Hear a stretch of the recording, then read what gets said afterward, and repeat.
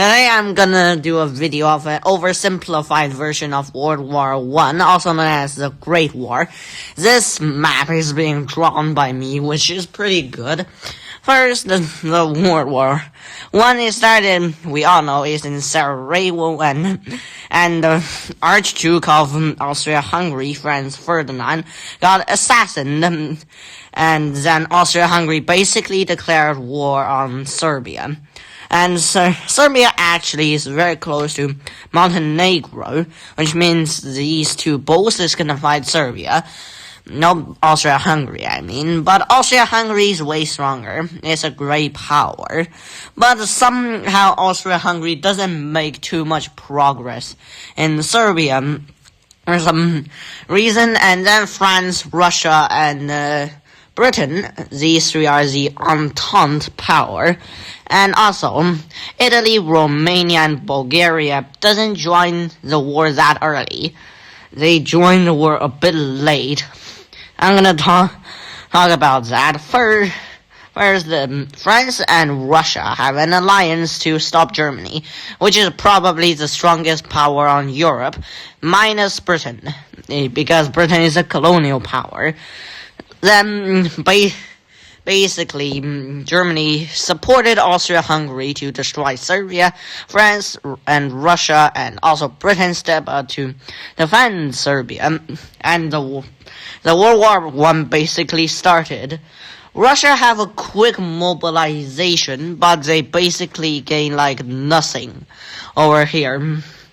But Russia is still a great power, and they do a lot well against Austria-Hungary. Russia basically decimated one-third of the Austrian forces in Galicia. This is half of Galicia. Russia basically do this, and Germany is also mobilizing very fast, and Russia is pretty weak, not compared to the Germans. So the Germans basically just advance into Russia, but Russia is still a great power, so. And then Germany decided, well, I'm just gonna attack Belgium. Germany have a plan called the Schlieffen Plan, developed by John Schlieffen, of course. So it basically goes to Luxembourg, Belgium. Luxembourg actually doesn't get invade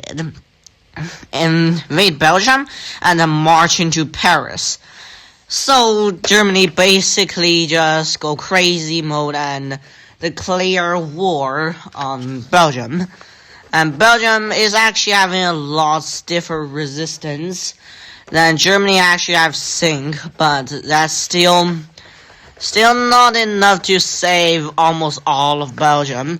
Got captured by Germany, and Germany also advanced into France. Probably I draw that too deep, but I don't really care. Then basically Britain used this as the excuse to declare war on Germany. Britain say, you attack a neutral country, so I have to declare war on you. Germany as well then, and then Britain declare war on Germany. Look at this map, you know the Entente eventually wins. And Entente doesn't have a big advantage in Europe, but it do have a big advantage in the world because Entente is made of lots of colonial powers. They basically occupy the whole world, minus North America and South America, and some parts of Asia. And France tries to attack into Alsace-Lorraine, but it basically do nothing to stop the Germans, because the Germans are just too strong. Then, basically, Bulgaria joined the war. Italy joined the war. Bulgaria is one of the most competent nations in Central Powers. Or, I mean, it actually do a lot on capitulating Serbia. Because Bulgaria is just gonna attack from the east, and Serbia cannot defend Austria-Hungary on the north, and Bulgaria on the east, which caused massive trouble for Serbia, which Serbia just got destroyed. And then you look at Greece. Greece have half of Greece. This is not a mistake because Greece, this king, the king from Greece or something like that, decided I want to join the Central Powers or at least stay neutral. And the Prime Minister wants to join the Entente. Then the Prime Minister basically joined the Entente, and Romania joined the Entente for some reason. I think Romania's brain is crazy. Because why? Why they have to join? He's being attacked from all sides, so Romania got destroyed to basically got fully occupied. And then it's basically Russia's turn to... And Italy joined the war. Italy, we all know, is a very incompetent nation. Italy is actually prone to switch side in World War I and World War II. First, Italy, Austria-Hungary, and Germany has a defensive alliance It's a defensive alliance, but Italy eventually decided to join the Entente.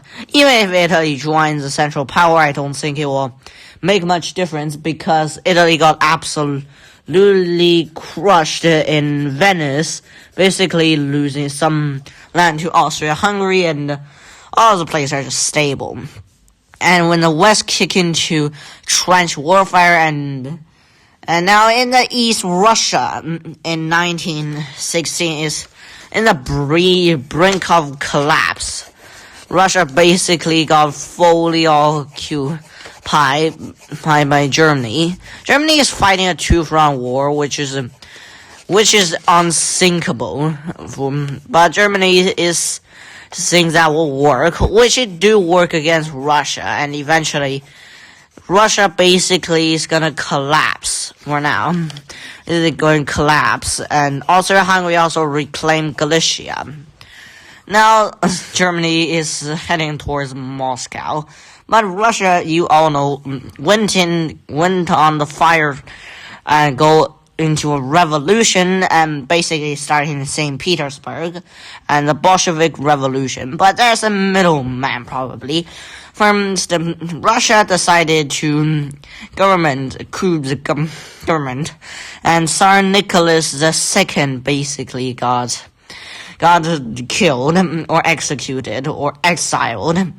Then a new republic government is being created, but it's still want to fight the Germans, which is kind of incompetent. Then basically the Bolsheviks then take power, and then basically half of Russia on the map is being occupied by the Germans. I just draw a line, and these regions are basically all occupied by Germany.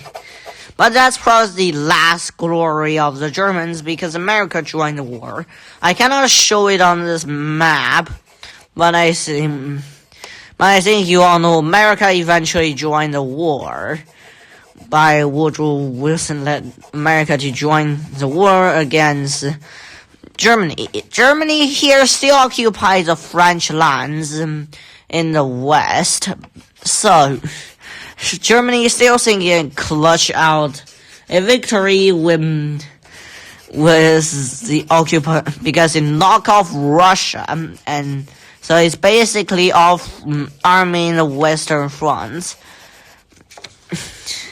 But France, this is a trench warfare on the West. The French basically gain back all of these lands and turn it into a brutal stalemate. And now finally Germany decided to capitulate itself. Germany decided into a revolution, and then the Kaiser Wilhelm II met its fate probably the same as his cousin Nicholas II.